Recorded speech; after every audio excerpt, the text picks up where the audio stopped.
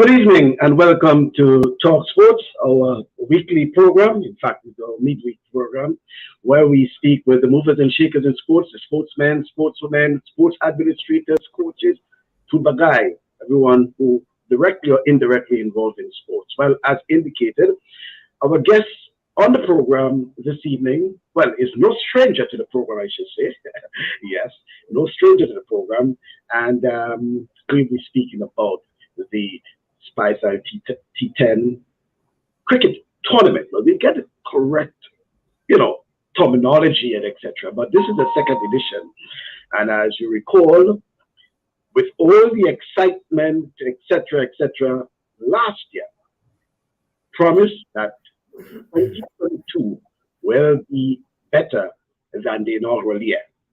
So with us this evening to speak about the second edition of that T10 tournament organized by the Grenada Cricket Association, though, is the president of the Grenada Cricket Association, Mr. Dwain Gill. Well, Mr. Dwain Gill has so many other titles, but tonight he will be directly speaking about that T10 tournament, and we'll probably try to get a couple of words from him, a little review on the just ended third and final test, West Indies versus England stage at the National Cricket Stadium in Grenada, and obviously the Grenada Cricket Association as the parent body, no doubt. Lots of kudos for the organizing and the organizing committee, etc. But let me welcome Mr. Dwain Gill to our program this evening. Good evening to you, Dwain, and welcome once again to Talk Sports. Well, good evening to you, Michael, and hello to all your viewers, your growing list of viewers. It's always a pleasure to be on your program, to Talk Sports. Okay, then. And importantly, though, as we indicated in the intro, the T10 cricket tournament, the second staging. I said the Spice Isle T10 cricket tournament. I hope I'm correct. So you'll give us all the intro in terms of the correct name, etc., and what we expect for the second edition. Right. So it's the Dream 11 Spice Isle T10, and it's the second edition. You would recall last year we had our first edition, and that went pretty well. We played at a time where most countries, there's nothing much going on in most countries because of the pandemic. And we did get a tournament off the ground. It was the first of its nature in Grenada, on the back of tournaments in St. Vincent and the Grenadines and also St. Lucia. We believe our tournament was successful in that we really captured an audience, not necessarily only in Grenada, but outside of Grenada as well, because the matches were streamed to parts of Asia. Of course, our sponsors, Dream 11, are out of India, and they are into fantasy cricket. So there were many people in India and other parts of Asia watching our young players, young and not so young players, in that first edition. We didn't have the spectators in officially because, of course, permission was granted to have the games without spectators. But of course, Michael, some people still found their way into the stadium. I started to think about, perhaps the best way to promote a game is to say that there are no spectators allowed, because I think more people there. I hope the commission doesn't come for me, but we had more people there than perhaps when we have a first-class match. So it was a very successful tournament, and of course, Andre Fletcher, the Spiceman himself, his team, the Nutmeg Warriors, won the first edition of the tournament. So it was very successful in that the players, of course, they got the opportunity to play in front of that audience. And this year, we are now hoping to expand that. We will be allowing spectators in. Of course, all of the restrictions are lifted. And we hope to see from next Tuesday, because we start Tuesday, the 5th of August. Sorry, April. April, yeah.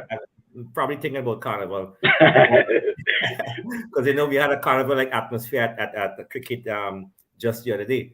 Mhm. So we're going to start the 5th, Tuesday the 5th of April, and the final would be on the 18th of April, which is Easter Monday. So we're going to have 30 games in all, and it's the T10 format, which is the shortest version of the game. Originally, I was never really a fan of T10 cricket, but they said to me, you have to do it sometimes because, in terms of the business part of things, we have to look at it in order to have something there so that we can put back into our on the 15 program or on the 19 program.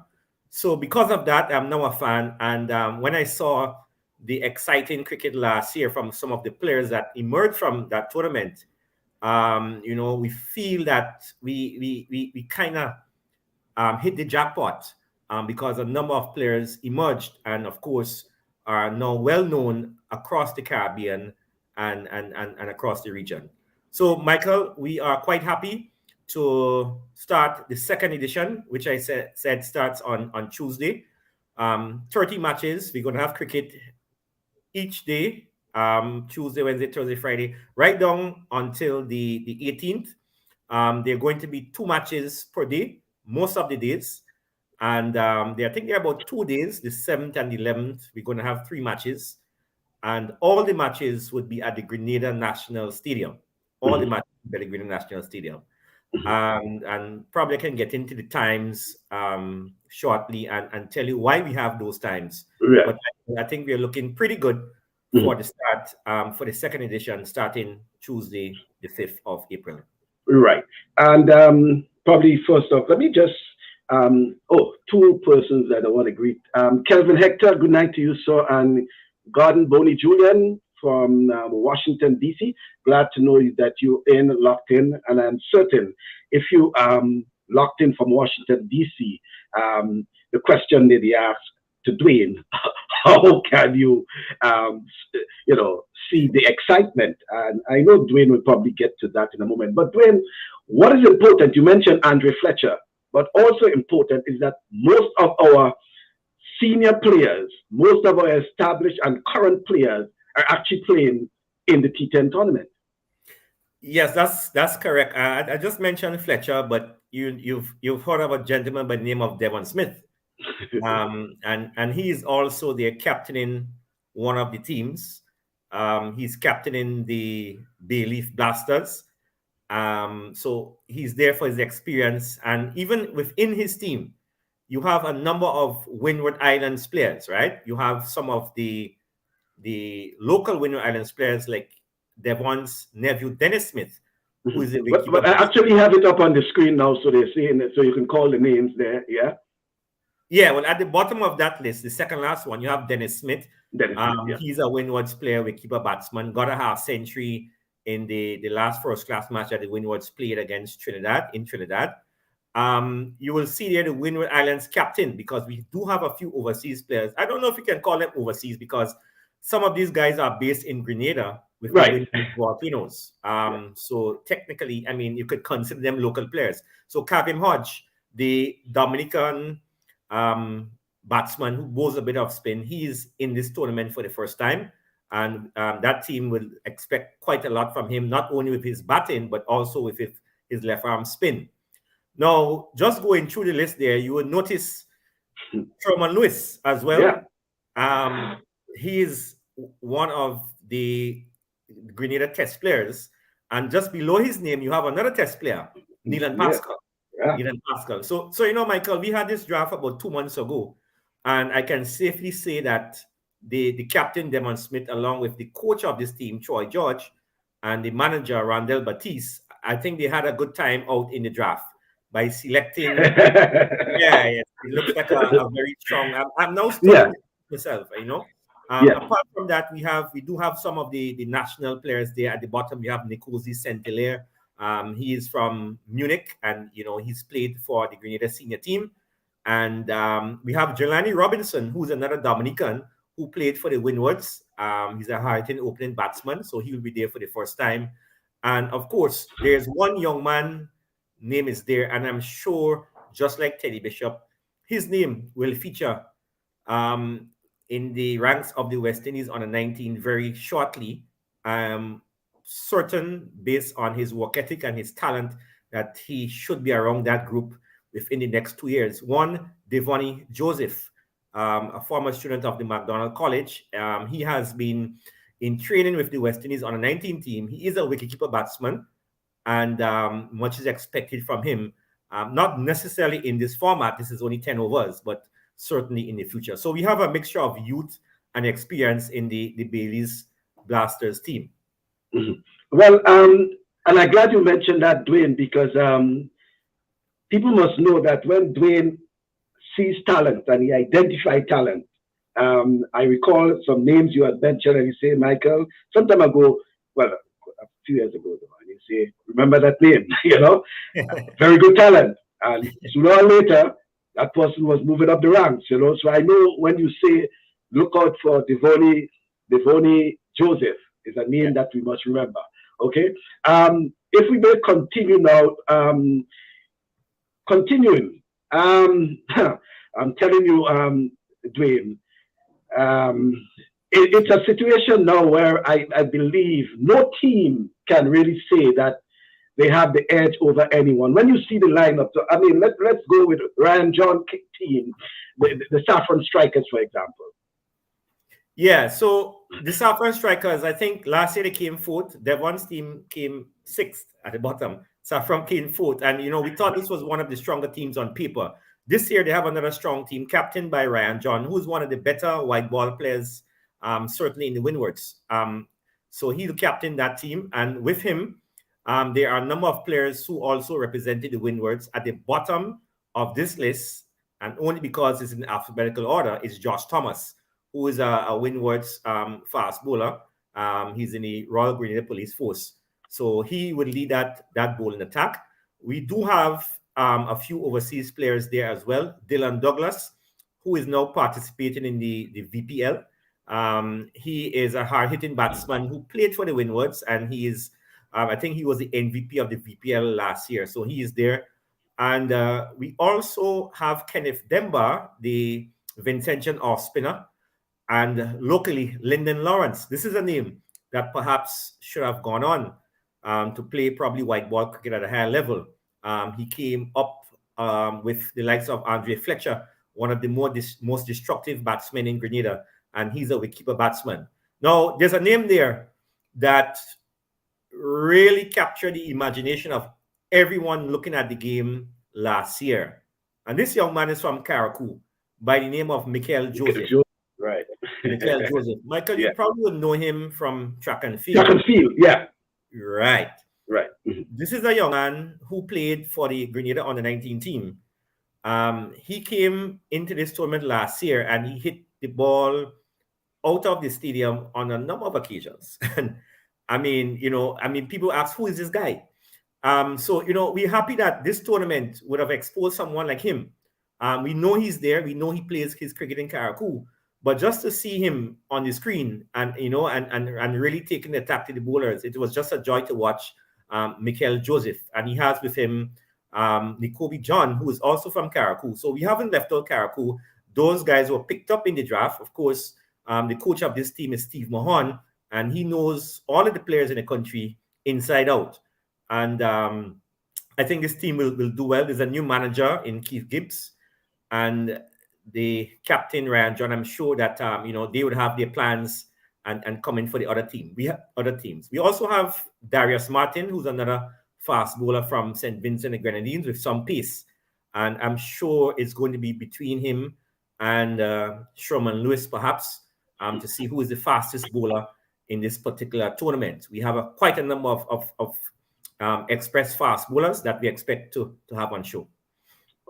So we will continue because the excitement is building. Dwain, we leave the best, well, seemingly the best for last, but let's go on now to the Clove Challengers. The Clove Challengers. The picture on the screen there is Teddy Bishop, and I think we all know that Teddy, of course, played for the West Indies on the 19, and he scored a lot of runs in England. And he came back in the World Cup, got 100 in the last match. And Teddy was selected to play for the Windwards Volcanoes. He was in a 30-man squad, and he had to come in as a concussion replacement for Kimani Milius when Kimani was struck on the helmet in I think the first match against Guyana. Teddy was asked to open the batting. He did it. He didn't get any runs, but we are seeing the likes of Bishop coming through because of similar tournaments. Probably not this one, but local tournaments. Teddy scored the most runs in our last T20 tournament. He was the leading batsman. So he is one that, we expect a lot from him. Now, this team, you're seeing there, the captain there is Ronald Etienne. Now, Etienne, most of us know Etienne dominated cricket in St. Andrew probably just about 7, 8, 9, 10 years ago. And he's based in the UK now, and he's back for this tournament. He was not originally selected as captain. The captain was actually Preston McSween, but Preston picked up an injury in the VPL, so he's out for a couple of weeks. So Etienne was elevated to captaincy. Now, we lost Preston McSween, but that opened the door for one Keswick Williams. Right, at the bottom there, from St. Vincent and the Grenadines, right? From St. Vincent and the Grenadines. And Keswick, as we know, played players for the West Indies in white ball format, very cunning white ball bowler. And he can hold his own with the bat as well. So we happy to have and very, very animated as well. Eh? Oh, yes. And he will put on a show. He will put on a show for any camera around. So look forward for a lot of excitement from Keswick Williams. So we're happy to attract, a player of his nature.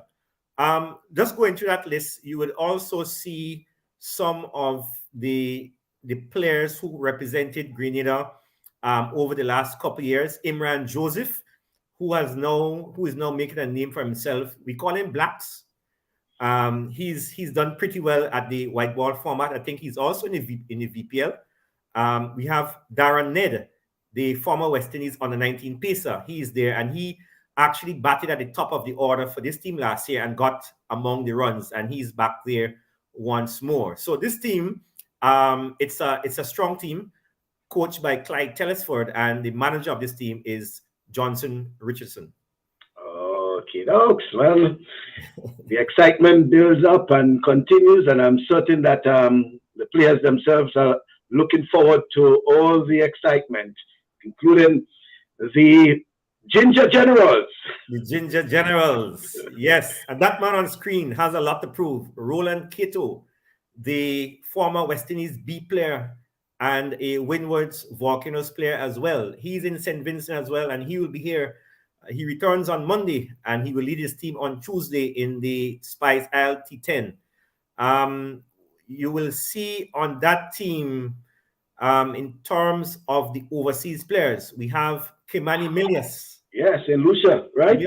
Yes, and he's also a West Indies, a former West Indies under 19 captain. Right. And Larry Edward is also from St. Lucia. Larry is a Windwards Volcanoes player, a left-arm spinner who can bat a bit. He will want me to call him an all-rounder, but I will call him a left-arm spinner for now.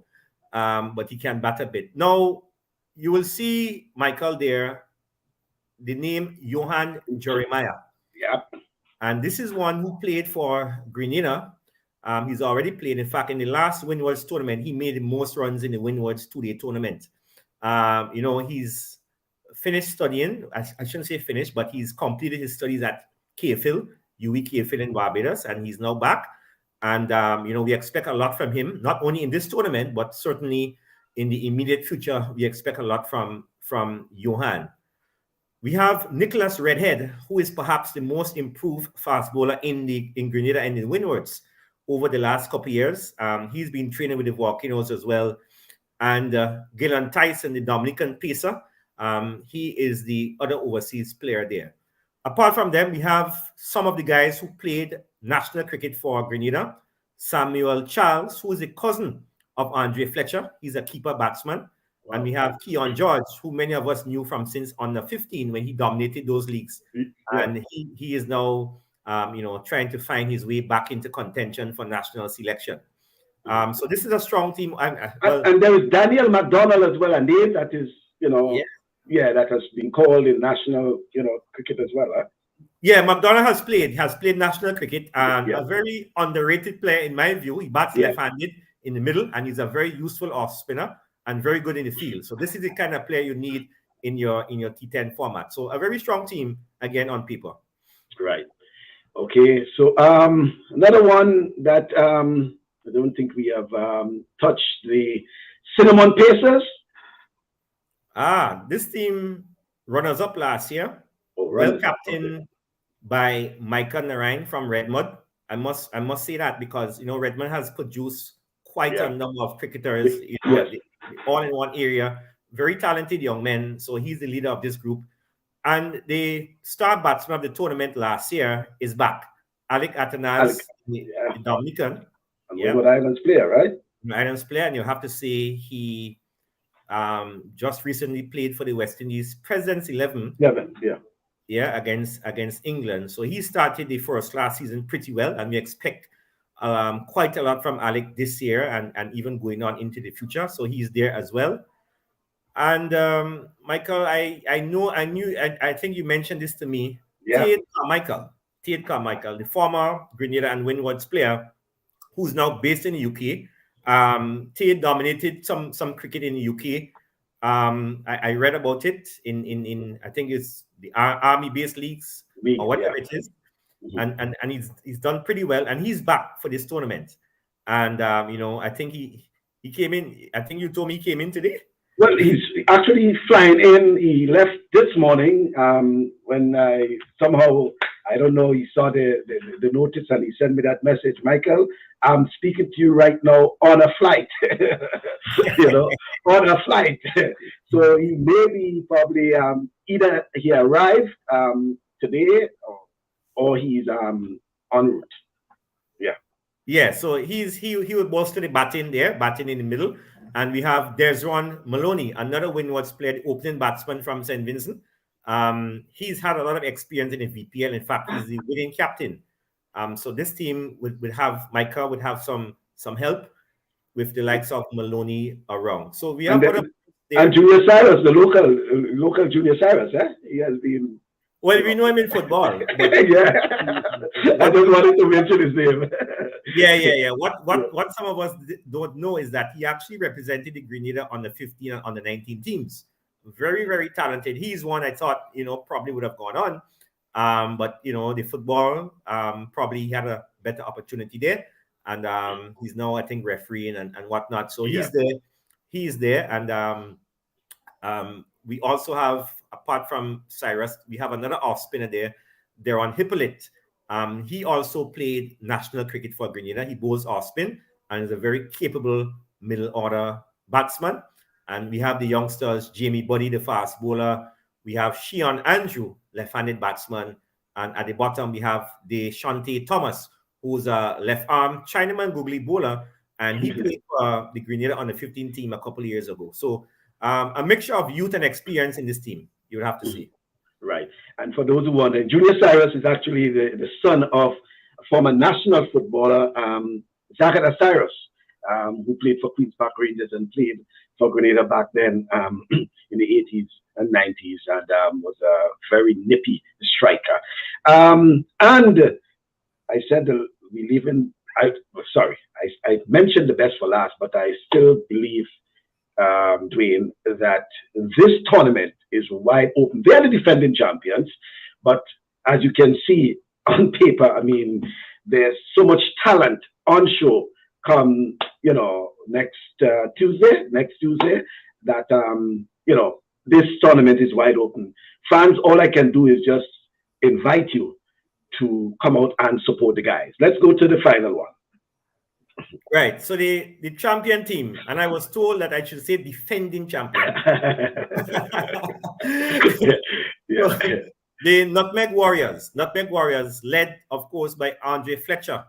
And Andre is actually in St. Vincent, playing in the VPL as well. And we saw he made some, donation and whatnot to one of the organizations there. So he's back and he's determined that they should repeat as champions. He has a slightly different team this time around. Realize that. Yeah, he's retained Akeem Alexis, who was one of the main players last year, and he's retained Daryl Cyrus, the leg spinner, who also played or was selected for the Windwards team this year as a national player. But he has with him this year Kieron Kotoy, the leg spinning all-rounder from St. Vincent and the Grenadines, and he also, was in contention for the West Indies best versus best matches. So it looks as though Andre wants to rely on leg spin with Kotoy and Daryl Cyrus. Andre himself bowls some leg spin as well. The other notable player or players there, Donald McDonald, and he really created an impression last year batting in the middle order. And he has emerged as one of the more destructive players locally. He's the brother of Daniel, and they're separated for this tournament. So I think we will see more explosive batting from Donald McDonald. Donald. Yeah, we also have the ebullient Wavell Benjamin, and and Wavell would talk the most on a cricket field, but he has something about him in his batting as well, and he usually bats at the top of the order. So this should be a very exciting team with Fletcher and Wavell Benjamin. But there's one young man who I believe I should mention here, and I don't think he's too far behind Teddy Bishop, although Teddy is a bit younger and had the opportunity to play for the West Indies under 19. The name Shondell Regis. This is a very underrated player in Grenada at the moment. He is a former Grenada under 19 captain, probably just around 20 years, 19 or 20 years of age. And there's something about his batting, his left-handed batting at the top of the order. And he did score some runs last year. And I expect him to be among the runs this year once more. And we also have Isaiah Simon, a live wire on the field. He's from Karakou. And I don't from think... Karakou, right. Yeah. Simon, I don't think this draft would have gone and he wasn't selected because when you look at him on the field, he's one of the busiest fielders around. And he bowls some very, very good off spin, some tight off spin, and he's useful with the bat as well. So this team, again, Fletcher has put together a team that I think is capable of defending the title. Michael, I must mention, I said Fletcher, but this team is coached by none other than Juna Murray. So when you have that experience of Murray and Fletcher with the youngsters, you can probably see why they were champions last year.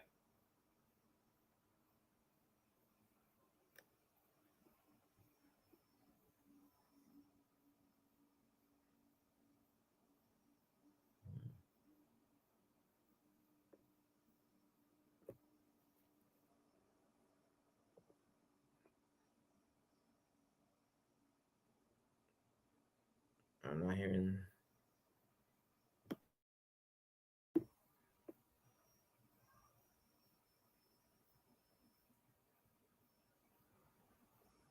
I think it's frozen.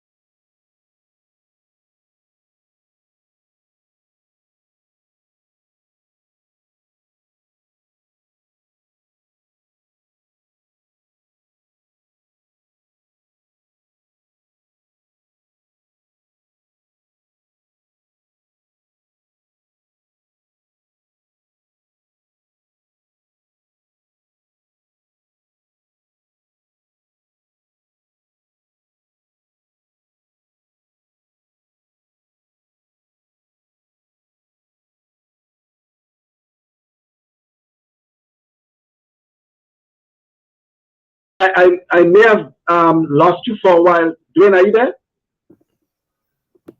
Yeah. Yes, Michael. Yes, Yeah, I Michael. think we have lost you for a while there. But going back to the whole aspect of the draft itself, Dwayne, if you can tell us, how you came about, how you all came about with the draft, because Andre Fletcher had a very exciting team um, last year. This year, as you indicated, for example, I'm just using an example because so too might be Devon and others with their team. How do you go ahead with the draft for the T10 tournament? Right. So we had informed the parish councils about the tournament and asked them to pass on some expression of interest forms to the players. So all of the players had some information in terms of entering the draft. So they would have submitted their names, their forms, fill out the application form, and the final list is presented to the teams. We've selected management teams. We've selected them last year, 3-member teams, manager, coach, and captain. And of course, we produce a list. This year, we had just about 100, I think it was 95 players in the draft. Last year, we had 130. Now, at the time of the draft, we were under the protocols, COVID protocols. So it was at that time, still is, a fully vaccinated tournament. So we went ahead, presented the names. Each team was asked to retain up to 4 players, from last year, right? And most of them did that. And then, of course, the list of 80 odd players was presented to the players, to the management teams, and we had a draft at the National Stadium. I can't remember the exact date, and it was a snake draft. So the first pick went to the team that came at the bottom last year, which was Bayleaf Blasters, and then the second pick, of course, was the fifth place team, and so on. And we came back around. It's known as a snake draft. So the coaches and the managers and the captains, they had the task really of you had to come up with your strategy in order to select your team based on the players available. So that's what we did. Similar to the CPL, similar type of format, and we thought it went very well, and we believe the teams are quite balanced. Okay. Dwayne, last year's tournament was actually streamed to millions. Well, especially with an Indian audience, it has to be in the millions. Okay. What are the plans for broadcast for this year's tournament? Right. So we will continue to stream. We sold the streaming rights to Dream 11. So that part of it, we'll stream that to Asia. Locally, we had MTV on board, and we are just in the process of confirming them. So we hope to have them on board. So locally, if you're not at the stadium, you will be able to watch it on MTV. And we also had Winners TV out of St. Lucia. We are also in talks with them. But I should say here, Michael, that we are in talks, and it's almost confirmed, and I can say it's confirmed that Sportsmax will carry our tournament. Of course, not to interrupt some of the major programming that they have, but just like the VPL, we are now with Sportsmax. So we believe that throughout the Caribbean, we will have access, or viewers would have access to it. And in some parts of North America, Michael, you would have to tell me if you have access to Sportsmax. But the tournament and Grenada will be exposed, or should be exposed, to a larger audience, not only in Asia, but throughout the rest of the Caribbean and some parts of North America as well. So we are working towards that, and it's almost a done deal. And we are hoping that come Tuesday, that once more Grenada would be more or less highlighted, and we're going to play on the same pitch, maybe for the first match as as the one that brought the result, right? So back to the same ground, except that we will see the white ball and colored clothing rather than the red ball and the white clothing. So that's the plan, Michael, and you know, we hope that our players would get the exposure and the recognition that they're looking for, because we know we have the talent here, and it's just for the rest of the world to see. Mhm. And what do you say to those who may argue, well, why T10? In terms of the whole development aspect of it as well, because you say there's the business side as well, okay? But you're one who has always been saying we have so many cricketers in Grenada, well, and Caribou as well, okay? And we've seen that our cricketers in Caribou being involved as well. And certainly, you have to find ways to get them not just playing, but be exposed as well. As indicated last year, for example, quite a few names came up. Names were being talked about. There were polls when during the broadcast in India. There were polls, about some of the players, etc., etc. So, what do you say to those who may be querying why T10? What is it in T10? Yeah, and you mentioned it, huh? There's a business side of cricket now, and it's a lot different from the 1970s or 80s, right? So we have a product, and it's really T10, and we are able now to attract a level of sponsorship that we cannot if we probably had a 3-day game. No one is going to give you anything to have a 3-day game to broadcast in Asia, right? So what we do is that we use this so that, yes, we would be able to get something, gain something, in order to run the other programs and the other tournaments on the 15, on the 19, boys as well as girls, and women as well as men, and our senior programs. Because, Michael, as you know, sporting organizations now are struggling in terms of finance, and we are no different. And in order to run these programs, we need to generate the revenue. This tournament gives us the opportunity to do that. I'm not seeing anybody running to sponsor a 3-day tournament. We will play 3-day cricket. We will play at the winners level. We have our best versus best games here in Grenada. Most of the parishes now are playing 35 over cricket. Some will play 40 over cricket. Some will play T20 cricket, right? But at the moment, and to get the players back in it after the long break, this is what is being offered, and this is what we will have to play in order to do more for the other formats and for the overall development of the country. And I did tell you at first, I wasn't a fan, but it has its place, and we have to accept it. If we are to get the other things done, we will have to do tournaments like these. So I must thank all those responsible, Dream 11 in particular, who saw it fit to get us on board. And we know we have some of the best cricketers, so it's just some exposure for them.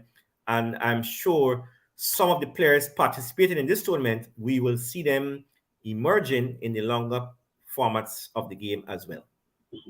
So, as it is now, Dwayne, all systems are in place for the start of the tournament come next week. You can give us that assurance that all systems go. Yeah. We all systems are in place. The teams didn't really have a good opportunity to really practice. Some of the guys are out. We had a test match here and whatnot. And I must say that also the leagues have started. So, the St. Andrew League is ongoing. The St. George League is ongoing. St. Mark as well. St. David completed theirs. Caracou is ongoing, right? So I think the only concern is that the players didn't really have an opportunity to train together for an extended period of time, right? A couple teams may be having 1 or 2 sessions, but apart from that, everything is in place. We had a chat with the head curator today, Kevin Holas, and he's assured us that he'll prepare 2 strips, because we're going to have 2 matches per day most days. First one starting at 11:45 a.m. and the second one will start at 2:30 2:30 p.m. And that's AST, right? So Grenada time. There are 2 days. We have 3 matches. That's on the 7th and the 11th. So we are going to have the first match starting at 9:30, and the second match would be at 11:45 a.m. and the third match would be at 2:30 p.m. Now you may ask why those times. Well, of course, Dream 11, who is into fantasy cricket, um, they would have to set the times according to their schedule. And of course, they did not want to clash with IPL, and they have to actually set it for their audience as well. And this is where the money is coming from to run this tournament. So we will have to abide by them and have the times at those times, unusual times. You probably think it should be a little bit later, but this is what it is at this point in time. And we are hoping that spectators can come in. There's absolutely no admission charge for the league part of the game, right? So you can come into the stadium, the Junior Murray always stand and watch some cricket during the weekend on weekends. However, when you get to the playoffs, Easter Saturday, Easter Sunday, and Easter Monday, the final, there will be a small charge for you to enter. And of course, we will have we will have many attractions on that weekend, that big weekend, where we will have the knockout stage of that tournament. But from Tuesday, you can come down to the National Stadium, or you can view it on one of the platforms, well, the channels that we're trying to tie up, and you can enjoy cricket. But all systems, Michael, are in place. We're ready and raring to go, and we can't wait. We can't wait. Mhm. Fans, we really hope that you will support our cricketers. It's important, and you're getting the opportunity as well, Dwayne, you will say, to see some of the better players in the sub-region, in the Windward Islands, on show, okay? Whether it's from St. Vincent, St. Lucia, Dominica, and of course, Grenada. This tournament is actually bringing them together and showcasing their talents as well. So it's an opportunity for fans to come out and support, and as well as see those players live in action as well, Dwayne. Yeah, of course. I mean, we see our players playing for the Windwards, and perhaps we see some of them playing for the West Indies, right? But at the local level, sometimes we know nothing, we don't know what's going on. So it's an opportunity to see Smith come up against Sherman Lewis, or Pascal come up against Fletcher, right? And what more can you ask for? And the fact that I think what really motivates a lot of the players is that they know that there's a large audience on television and on online and so on, and you see something in them that says, listen, I want to prove to the world that I can play cricket. So it's going to be very, very exciting, very, very exciting, Michael. And I think you're going to miss out on it if you don't get yourself in a position to see the best that we have. We mentioned players from Karakou. We have players from all the parishes. There's a player from St. John, or 2 players from St. John. So we have players all around, in addition to those players from the Windward Islands, Dominica, St. Lucia, and also St. Vincent and Grenadines.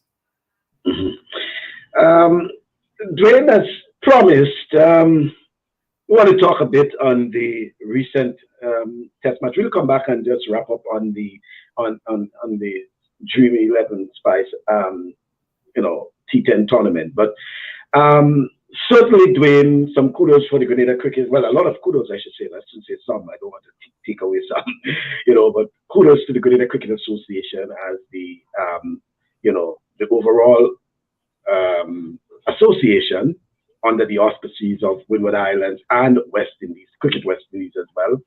But the recent staging of the third and final test match, which actually brought a result as well. But apart from just the result, lots of write-ups you would have seen probably in the UK press in particular about the vibes, as they would say, the vibes that Grenada brought to the that final match. Whether it was a victory for West Indies or not, there was something about that Grenada fight. What can you tell us, Dwayne, and what have you been hearing regarding that, the whole organizing and staging of that final match? Well, we think it's the people. We think it's the people. It's really the fans that make the game, Michael, apart from the players. The players delivered on the field. but I think the population delivered off the field. This exercise is not easy, and it's a team effort, right? I mean, the Grenada Cricket Association, we had our part to play. Of course, we host games for Cricket West Indies. We've done it successfully on a number of occasions, quietly in the background, and we continue to do that. I think what was different this time around was that we had a national effort.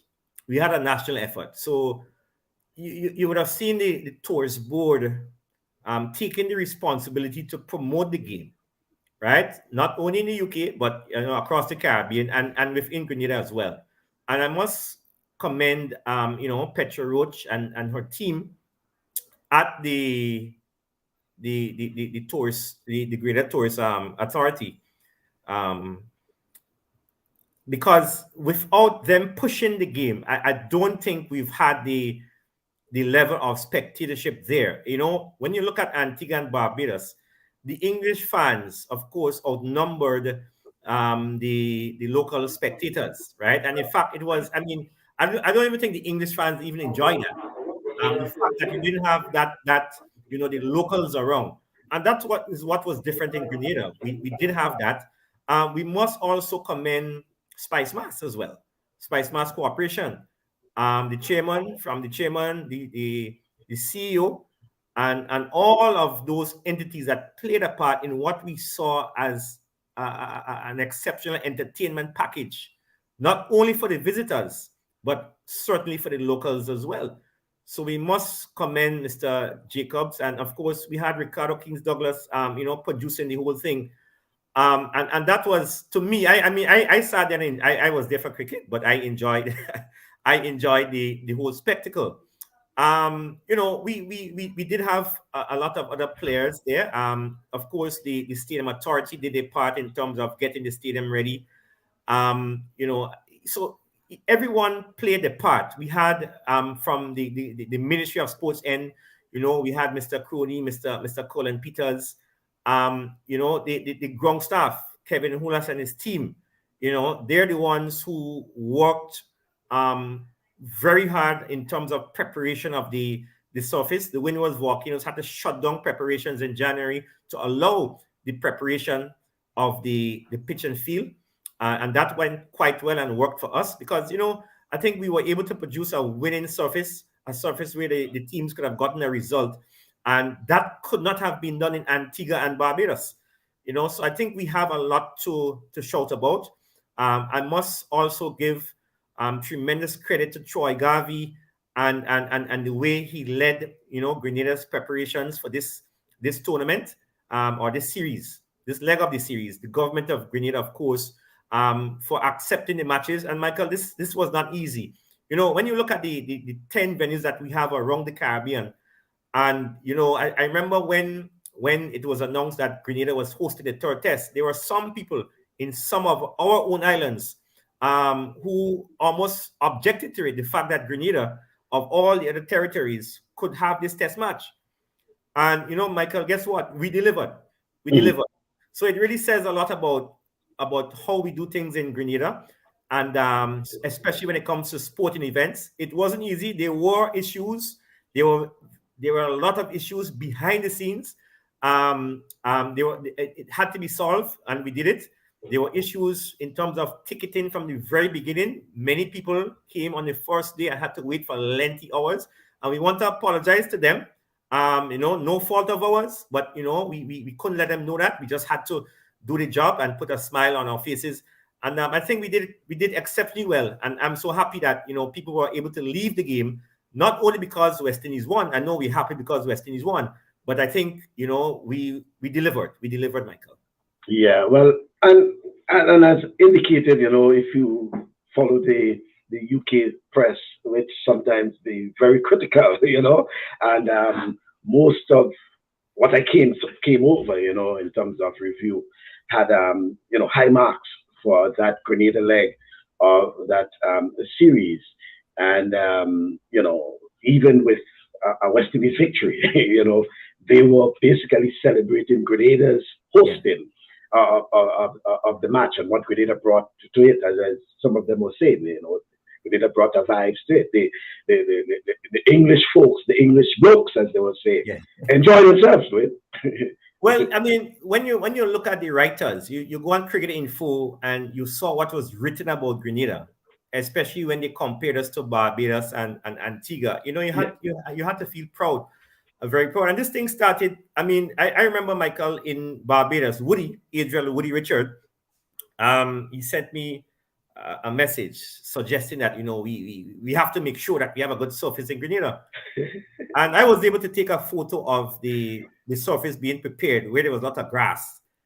And he was saying that the guys in the press box in Barbados were asking what kind of surface. And I just showed him the picture and I asked him if that's enough grass for him, right? And he said, well, he hopes, it plays, it gives us a result, and we were able to do that, Michael. We were able to deliver. It's not guesswork. We knew what we had to do here. And as I said, Kevin Holas and his team, assisted by Ken Crafton, who came here. And one of the things that Ken Crafton said to us is that, our ground staff, our head groundsman, he listens and he was able to produce the surface. But Michael, I must commend members of my own team. Kerry Frank is the head of the local organizing committee. He's the secretary of the Grenada Cricket Association. And I think we saw the best in him, being put in this position for the second time. And he really handled, everything well and worked with others like Troy Garvey, who was the head of what we call the National Organizing Committee representing government. And they worked pretty well together. And the members of the Grenada Cricket Association all worked pretty hard for this game. We had Mr. Boyd, Ryan Boyd, being the operations manager. We had a number of our own people contributing, even from in the office, Ms. Janice Thomas and Akisha Belfon, those two, really did an excellent job. And we're just so happy that, we were able to pull it off. And people ask the question, will we get more cricket? We will get more cricket. Maybe not this year, because of course, we have a schedule this year. I think we have India, we have Bangladesh, and, we have other venues. We understand that, matches may go to Dominica and St. Lucia and others as well. But we are ready, Michael. We are ready to host matches. We had a successful one against South Africa last year. We started this thing about spectators against South Africa last year. And now, we almost back to normal. So we're hoping that, we get more games, of course, and then we'll be able to execute just as well. One of the questions that were sent to me to ask you, even though you may not be in the position to answer it, because obviously it comes from a higher level in terms of the answer, is that in terms of hosting of these matches, Dwain, and when I say matches, international cricket matches, the whole issue of the lights of the stadium. What are you hearing regarding the current situation with the lights of the stadium, which will give Grenada that advantage as well, or put it into the league of the others in terms of staging, whether it's the limited overs, the T20, etc., etc. Well, you're right, Michael. I can't speak to that. So I'm going to leave that there. We heard about the lights for quite some time now. My understanding is that it's not off the table, but I'm not in a position to really speak about it. I know we have some in Las Vegas at the moment, just installed, but I'm not really in a position to speak on the lights issue. But it certainly is something that the Grenada Cricket Association is hoping and probably will duly welcome. Of course. Of course. I mean, if that can happen, where we can take this thing for both international cricket, there's some talk about CPL. I'm sure we can do quite a lot more if we manage to get the lights in. So we are eagerly awaiting the day that we can have lights at the stadium. Okay. Well, nice to hear that, Dwain. Nice to hear that. Getting back to our season 2. I like where you put it in that season 2, and no doubt season 2. Let me just Gordon is saying congrats on getting the third test. We certainly enjoyed it here, and he's speaking from Washington, D.C. And certainly folks in the diaspora really, I have certain enjoyed and probably wish they were home for that, and just before I go on to that, Dwayne, the wrap on the Spice Isle T10 tournament, um, somehow, Dwayne, there is a feeling now that people in Grenada didn't really enjoy, test match, test cricket, and it was just they were just looking for the T20 and well, to some extent, probably the 50 overs, limited overs, but there was that feeling that this test match itself probably brought something in terms of not just the enjoyment but the interest by Grenadians in test cricket. Well, Michael, from the time I was a small boy, I always heard that something is going to kill Test cricket. Either is the rules, we change the rules, the introduction of 50 over cricket, the introduction of T10, T20, and I am no longer a small boy, and it hasn't happened. It hasn't happened. Test cricket is alive, right? We will continue to produce in the Caribbean test players, right? And we will go to watch test cricket. A 5-day match. When you get to the ground, you watch your teams warm up, and you have something to eat. You have the whole day. You can do anything you want. And we, for some reason, I heard that Grenadians don't like test cricket. That's not what I saw there. I don't know if it's the cricket or if it's something else they enjoy, but they were there at test cricket. And it certainly was a wonderful match. I think the only disappointment was that the match finished in the first session or close to the first session on the fourth day. Normally we lose in 3.5 days and we complain. Now we're beating people in 3.5 days and we're still complaining. But I think if we could have gotten the match probably to the end of the fourth day, that probably would have been the icing on the cake, But I don't think I know we still enjoy test cricket. You see it on TV all the time. But having it here in Grenada, I think we like any form of cricket here: T10, T20, 50 over, and Test cricket.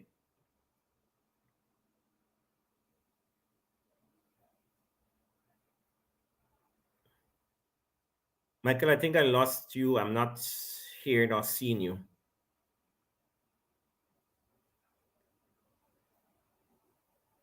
Hmm.